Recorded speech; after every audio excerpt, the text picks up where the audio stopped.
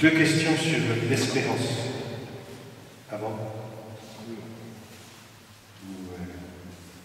Oui, voilà. Pour un bouddhiste, qu'est-ce qui fonde son espérance? Y a-t-il un au-delà? Ou bien, l'autre question, finalement, y a-t-il une espérance forte dans le bouddhisme et laquelle? C'est là où on rencontre un vrai problème. On peut parler à deux niveaux. Ce soir, j'ai parlé d'espérance chrétienne, avec tout ce qui fonde l'espérance chrétienne. Okay.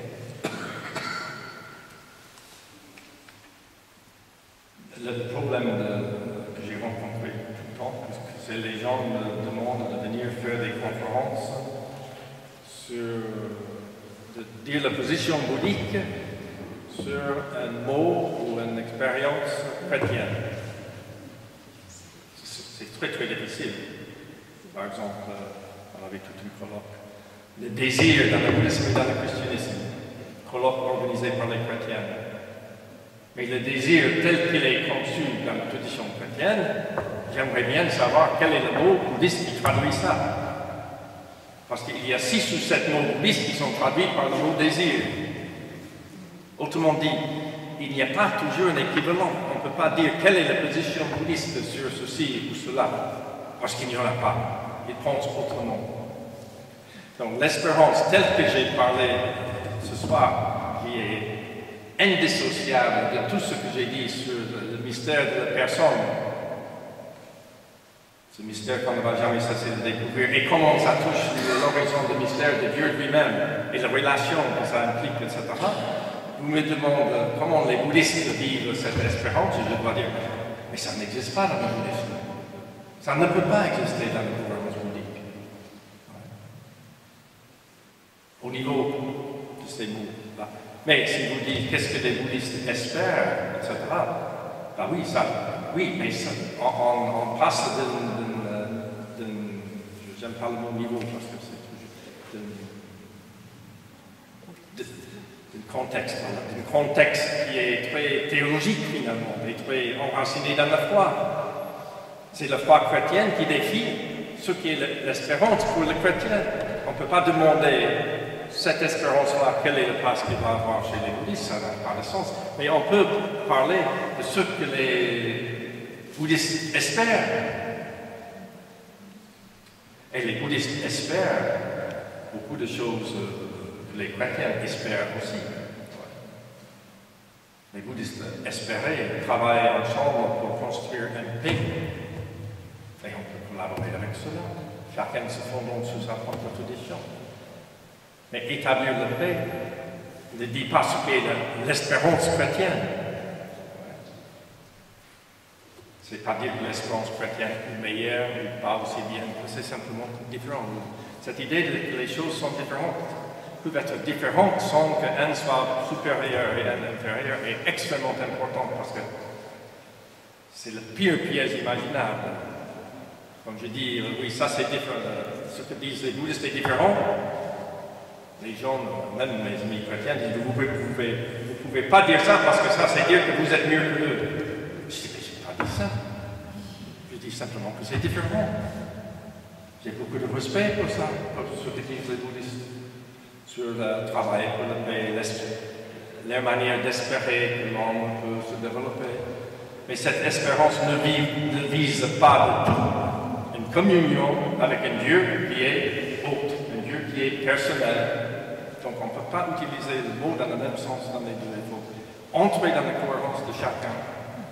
Une autre chose importante, et c'est plusieurs autres questions, on ne peut pas répondre à tout, mais le grand principe, c'est très dangereux de comparer des éléments dans deux traditions. On ne peut pas arracher Jésus-Christ du christianisme et arracher le Bouddha de la tradition bouddhiste et puis vouloir les comparer. Pourquoi? Parce que Jésus, extrait de la tradition chrétienne, n'est plus le Jésus-Christ de la foi chrétienne. Et Bouddha, extrait de tous ceux qui tournent autour de la voie bouddhique avec tous ces... On peut pas les comparer. D'ailleurs, comparer Jésus et Bouddha, bien que j'ai un titre comme ça, c'est déjà une mauvaise démarche. Pourquoi? Parce que le Bouddha est un titre. L'éveillé, ce n'est pas un nom. Avec tout ce que ça implique, avec le titre, tout l'enseignement de Bouddha. Tout est là avec le terme Bouddha. Jésus, et ça c'est la tendance, Jésus c'est énorme. Il est gentil, il était bon, il se donnait même pour les autres. Mais ça ne dit pas ce qu'il est pour les chrétiens, et qui viennent avec le titre Jésus le Christ. Ouais. Gautama Bouddha. Donc on va comparer Gautama et Jésus, on a 2 ans dans leur époque, mais comparer le Bouddha et le Christ, ça nous met sur un autre plan. Et il faut être conscient de tout cela. Donc, comparer l'amour chrétien et la compassion bouddhique. On le fait souvent.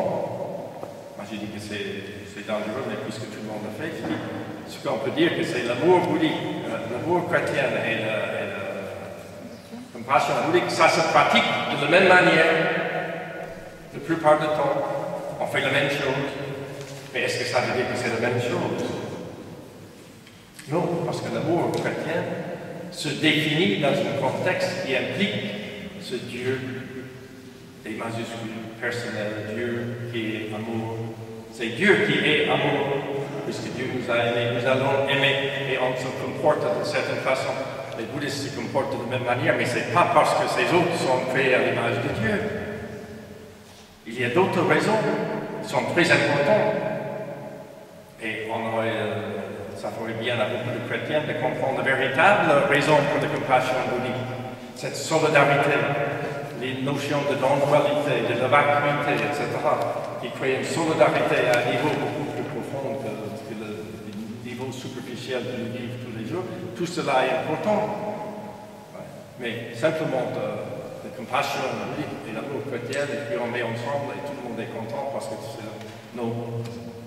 Pour moi, je parle jamais plus pour ce que je peux comprendre. Il est déjà 10h26, on termine à 10h30. Donc, il y a une ou deux questions très personnelles qui partent d'une expérience personnelle.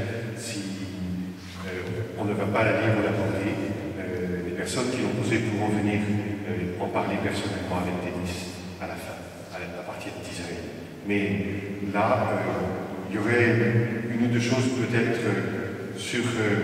pouvez-vous nous parler des communautés bouddhistes en France? Ou est-ce qu'il y en a spécialement, en particulier de la... Oui, voilà. La diversité peut-être des communautés bouddhistes ici en France? Et puis une autre, où est-ce que des chrétiens adeptes du bouddhisme tibétain peuvent-ils venir échanger avec toi? À Tours. Là,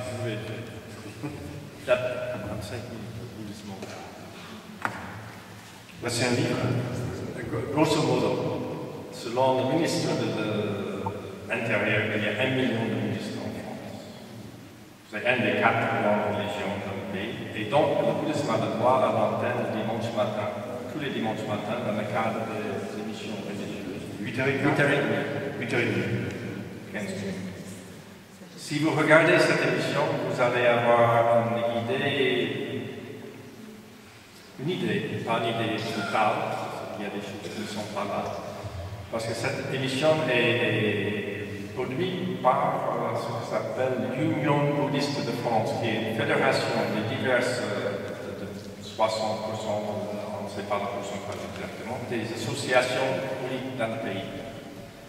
Si vous regardez cette émission, dans une semaine, vous allez découvrir le bouddhisme tibétain. Ouais.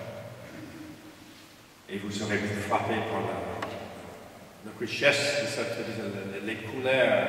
Peut-être que vous allez découvrir un temple tibétain avec les multiples divinités, les couleurs, les drapeaux de prière, les moulins de prière, les rites somptueux, ouais. Avec les textes parfois d'habitude, c'est ou en sanskrit ou en tibétain.